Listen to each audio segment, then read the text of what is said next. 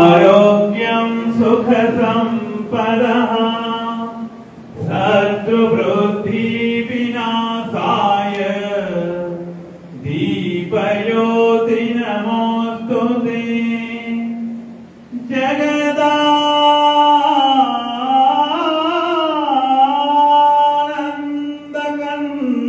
जगदानन्दकन्दाय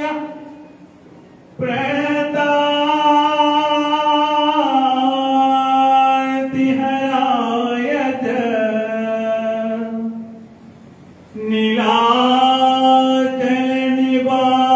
नीलाचलनिवासाय जगन्नाथाय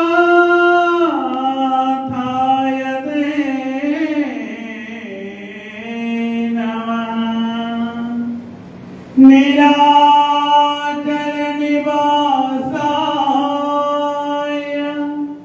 नित्याय परमात्मने बलभद्र सुभद्राभ्यां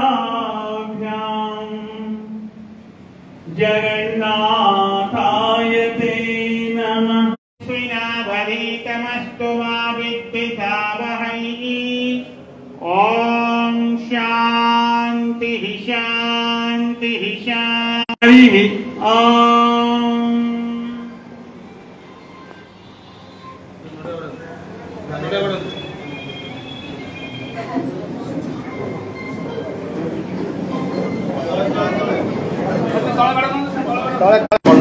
समस्त भौणी मैंने आगे बस बर्तमान आमर स्वागत कार्यक्रम चलो पुरीर भौणी मैंने आपण मान स्वागत करेंगे से सुंदर मुहूर्त जहाँ सारा ओडिशा अपेक्षा आपण मान आज प्रथम आम प्रांतर आपण मान स्वागत करेंगे ये प्रार्थना करवा केमी श्रृंखलित भाव पूरा श्रृंखलित भाव आम आज कार्यक्रम को सारिबा। समस्त बड़ भाई मान अच्छा सम्मान सहकारे जार जहाँ मतामत देवे पूरा सम्मान सहकारे आम आयोजन करवा। या मो बड़ भाई मलय भाई कहबी नेक्स्ट कार्यक्रम से आरंभ करेंगे स्टेप बाय स्टेप। बर्तमान आम स्वागत कार्यक्रम आरंभ होगी भौणी मैंने स्वागत करुँच बहुत बहुत धन्यवाद ए पूरी पार्टी को धन्यवाद बहुत धन्यवाद। माइक वाला भाई को टिके साउंड कम करले भी कहू।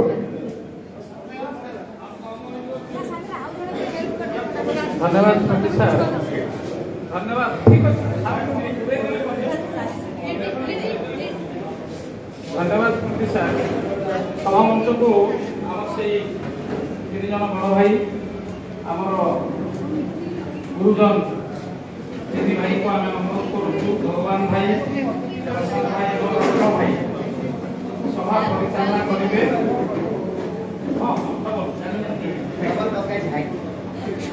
एवं समस्त को अनुरोध समस्ते रेजिस्ट्रेशन करेंगे आउ गोटे कथा प्रति ध्यान देवा आम मीडिया भाई मैंने आगु सभा मंच आगु सर्विस्टा दीदी सभा मंच आगु सभा कार्य आरंभ है।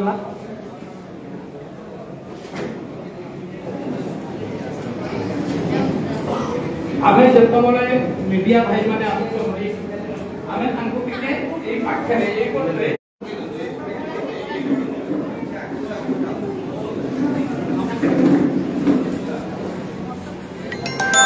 आमे सिबे एटी खाता अछि देबा पई हमर सभा एबा सभापति परमिशन देबे सेही समय आमे आसीबा कहिबा बेसी लंबा कथा कहिबा नै काहेकि ना बहुत समय पळैबो आमे जने जने समस्त लंबा कथा कहिले प्रति पॉइंट रे आमे कहिबा आगामी दिन रे हमर कार्यपन्था कोन हेबा दरकार एवं मंचर आभिमुख्य कोन रहिबा दरकार।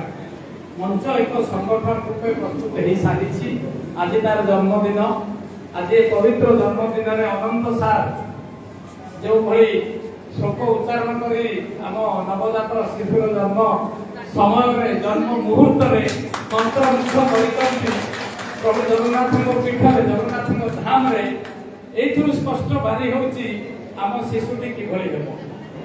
तेणु भगवान करंतु आम शिशु सुंदर सावलील हेउ ଏବଂ ଏ ଶିକ୍ଷକ ମାନଙ୍କର ଦୁଃଖ ସୁଖରେ ସାଥୀ ହେବୁ ଆଉ ସମସ୍ତଙ୍କୁ ସହଯୋଗ କରିବା ପାଇଁ କାମନା କରିବି। ଯାହା କହିବାର ଅଛି ଆପଣ ମନ ଖୋଲି କହିପାରିବେ। ଏଠି କାହାରିକି କିଛି ରେଷ୍ଟ୍ରିକ୍ସନ୍ ନାହିଁ, କିନ୍ତୁ ଟିକେ ସମୟ କମ୍ ଭିତରେ ସମୟ ଆମେ ବେଶୀ ବିଳମ୍ବ କରିବା ନାହିଁ। ଭଉଣୀମାନେ ବି ଆସୁଛନ୍ତି, ଗୁରୁମାମାନେ ରେଜିଷ୍ଟ୍ରେସନ୍ କରିବେ, ଅନୁରୋଧ କରିବି ଗୁରୁମାମାନଙ୍କୁ ଏବଂ ଆମ ପ୍ରଶାନ୍ତ ବରାଳ ଭାଇଙ୍କୁ ଅନୁରୋଧ କରିବି ସଭା କାର୍ଯ୍ୟ ଆଗେଇ ନେବୁ।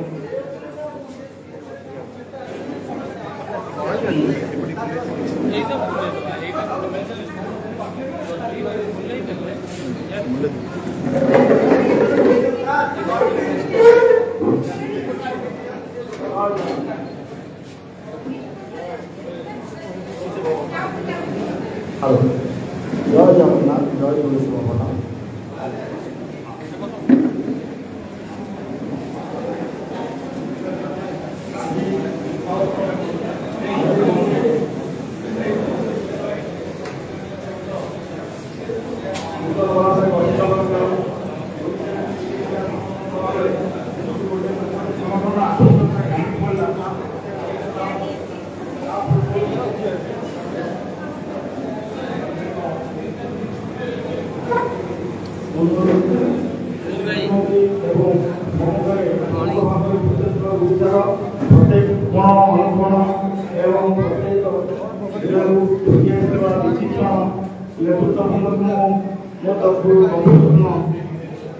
ସମର୍ଥନା ସ୍ୱାଗତ ଏବଂ ନମସ୍କାର ଜଣାଉଛି।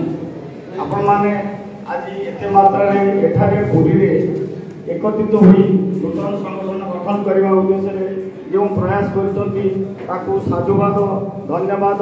କ'ଣ ଦେଲେ ବା କେତେ କ'ଣ ଠିକ୍ କରିପାରୁନି। କେତେ ମୁଁ ଖୁସି ହେବି ଯେ ଓଡ଼ିଶାର ଶିକ୍ଷକ ଜାତି ଏବେ ବି ଜାଗ୍ରତ ଅଛି, ନିଜର ଦାବି ସରକାର ଛଡ଼ାଇ ଆଣିବା ପାଇଁ ପ୍ରୟାସ କରୁଛି ଏବଂ ସେ କେବେ ବି କରିବନି। ଯେଉଁ ଉଦ୍ଦେଶ୍ୟ ନେଇ ଆମେ ଆଜି ମିଳିତ ମଞ୍ଚ ଗଠନ କରିଥିଲେ ତାହା ଯେତେବେଳେ ସଫଳ ଆରମ୍ଭ କରି ମୁଁ ପାର୍ବତୀ ଗୁରୁମା ଆଉ ଯେଉଁମାନଙ୍କୁ ମୁଁ ନ ଜାଣିଛି ମୁଁ ତାଙ୍କର ଗୁରୁମା ଏମାନଙ୍କୁ ମୁଁ ଧନ୍ୟବାଦ ଦେବି। ଏମାନଙ୍କର ଅବିରତ ସବୁବେଳେ ଗୋଟେ ପ୍ରୟାସ ଭିତରେ ଅଛନ୍ତି ଯେ ଆମେ ଶିକ୍ଷକମାନଙ୍କ ପାଇଁ କିଛି କରିବୁ। ଯେହେତୁ ଶିକ୍ଷକ ଭାଇ ଭଉଣୀମାନେ ଆମ ସାଥିରେ ଅଛନ୍ତି, ମୁଁ ଦେଖିଛି ଅତୀତରେ ଫଳରେ ଯେଉଁ ପରିସ୍ଥିତି ନେଇକରି ଆମର ଯେଉଁ ମିଳିତ ମଞ୍ଚ ଯେଉଁ 105 ଦିନ ପର୍ଯ୍ୟନ୍ତ ଯେଉଁ ଆପ୍ରାଣ ଚେଷ୍ଟା ଉଦ୍ୟମ କରିଥିଲା ତାଠାରୁ ବଡ଼ କଷ୍ଟ ଆଉ କୌଣସି ସଂଗଠନ କରିପାରିବ ନାହିଁ। ଏମାନଙ୍କ ପାଖେ ସେହି ବଳ ଅଛି, ସେହି କ୍ଷମତା ଅଛି, ସେହି ନେତୃତ୍ୱ ଅଛି ଯାହା ଆଗାମୀ ଦିନରେ ଆମେ ଦେଖିବା, ଓଡ଼ିଶା ଦେଖିବ। ସେ ଭାବିଛନ୍ତି ଯେ ଓଡ଼ିଶା ସରକାର ଯିଏ ବି ଥିଲେ ବର୍ତ୍ତମାନ ଯିଏ ଅଛନ୍ତି ସେ ଭାବିଛନ୍ତି ଯେ ସରକାର ଯାହା କରିବ ସେଇଆ, ସଂଗଠନ କଲେ କିଛି ନାହିଁ। ଏହି ମିଳିତ ମଞ୍ଚ ମାଧ୍ୟମରେ ଆମେ ତାଙ୍କୁ ଏକାଠି କରିଥିଲୁ, ତିନିଟାକ ସଂଗଠନକୁ ଡାକିକି ବସେଇଥିଲୁ। ଗୋଟେ ନୂତନ କମିଟିର ତିଆରି ହେଇଥିଲା ଯିଏକି ସରକାର ସେଥିରେ ଯାଇ ଆଲୋଚନା କରିବ ଏବଂ ଆମ ଦାବି ବାବଦରେ ତାକୁ ଅବଗତ କରିବ। ଦାବି ଗୁଡ଼ିକ ହେଲା ସେ କ୍ୟାଡରରେ ଥାଇକିରେ ଶିକ୍ଷକମାନଙ୍କୁ କିଛି ମିଳିଲା ନାହିଁ, ତାର ପ୍ରତିବାଦ କରିବାକୁ ଯାଇ ଆଜି ମିଳିତ ମଞ୍ଚ ଯେଉଁମାନେ ବିନା ସେମାନେ ଆଲୋଚନା କଲେ ଆମେ ଯଦି ଗୋଟେ ନୂତନ ମଞ୍ଚ ନ କରିବା ଏ ସଂଗଠନ ତାହେଲେ ଆମର କିଛି ଫଳ ହବ ନାହିଁ। ଶିକ୍ଷକ ଜାତି ସବୁବେଳେ ଏମିତି ଅବହେଳିତ ହିଁ ମାନେ ପାହାଡ଼ ବା ପଥର ତଳେ ଚାପି ହେଇ ରହିବ। ଯାହା ସରକାର ନିଷ୍ପତ୍ତି କରିବେ ତାହାକୁ ମାନି ନେବାକୁ ଏମାନେ ବାଧ୍ୟ ହେବେ। ତେଣୁ ଧନ୍ୟବାଦ ସବୁ ଭାଇମାନଙ୍କୁ। ଆପଣମାନଙ୍କ ପାଖରେ ଯେଉଁ ଜୋଶ ଅଛି, ଯେଉଁ ବଳ ଅଛି ତାହାକୁ ଆଉ ଥରେ ପ୍ରତିପାଦିତ କରନ୍ତୁ ଏବଂ ନୂତନ ସଂଘକୁ ଆଗେଇ ନେବା ପାଇଁ ଯେଉଁ ପ୍ରୟାସ ତାହାକୁ ସମସ୍ତେ ଚେଷ୍ଟା କରନ୍ତୁ। ସେ ପ୍ରୟାସଟା ଯଦି ଜାରି ରହିବ ଆମ ପାଖରେ ଯେଉଁ ଶକ୍ତି ଅଛି, ଯେଉଁ ମଣିଷ ପଡ଼ିବାର ବଳ ଅଛି ଆମେ ତାକୁ ବିନିଯୋଗ କଲେ ଯେଉଁ ତରିକା ଅବଲମ୍ବନ କରିବା। ମୁଁ ଏ ନେତୃତ୍ୱମାନେ ଯେଉଁ ଆଜି ନୂତନ ଭାବରେ ଗୋଟେ ସଂଗଠନ ଗଠନ ହେବ, ଯେଉଁ ନେତୃତ୍ୱମାନେ ଆସିବେ ସେମାନଙ୍କୁ ମୁଁ ଅନୁରୋଧ କରିବି ସେମାନଙ୍କର କାର୍ଯ୍ୟଧାରାକୁ ସେମାନେ ସ୍ଥିର କରିବେ ଏବଂ ସରକାର ପାଖେ ନିଶ୍ଚିତ ଗୋଟେ ଭଲ ଭାବେ ଗୋଟେ ରୋଡ୍ ମ୍ୟାପ୍ କରିବେ। ସରକାର ପାଖେ ପହଞ୍ଚିକିରି ଆମର ତାର ନାମରେ ପରିବର୍ତ୍ତନ କରାଯାଉ। ମିଳିତ ମଞ୍ଚର ଅର୍ଥ ହେଉଛି ଯେ ରାଜ୍ୟର ସମସ୍ତ ସଂଗଠନ ଏଥିରେ ସମର୍ଥନ ଦେଇଛନ୍ତି, କିନ୍ତୁ ଆମେ ସେ ସଂଗଠନକୁ ଆଜି ବର୍ଜନ କରୁଛୁ।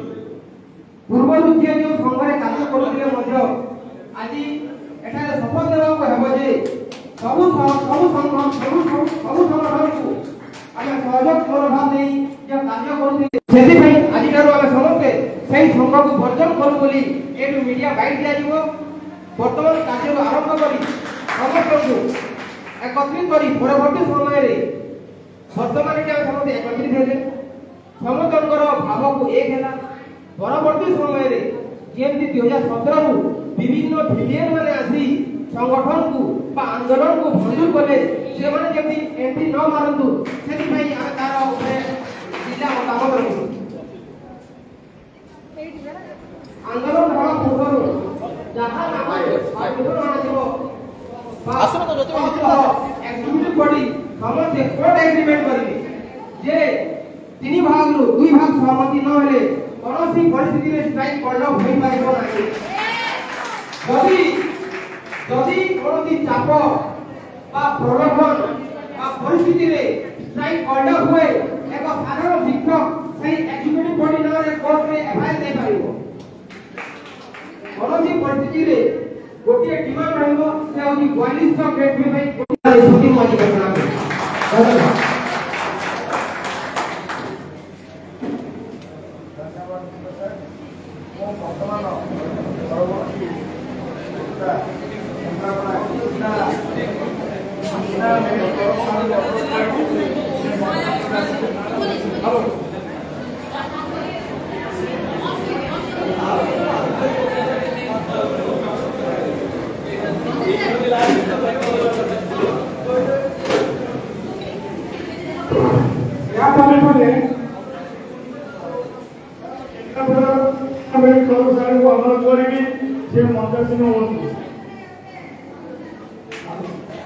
Está bem,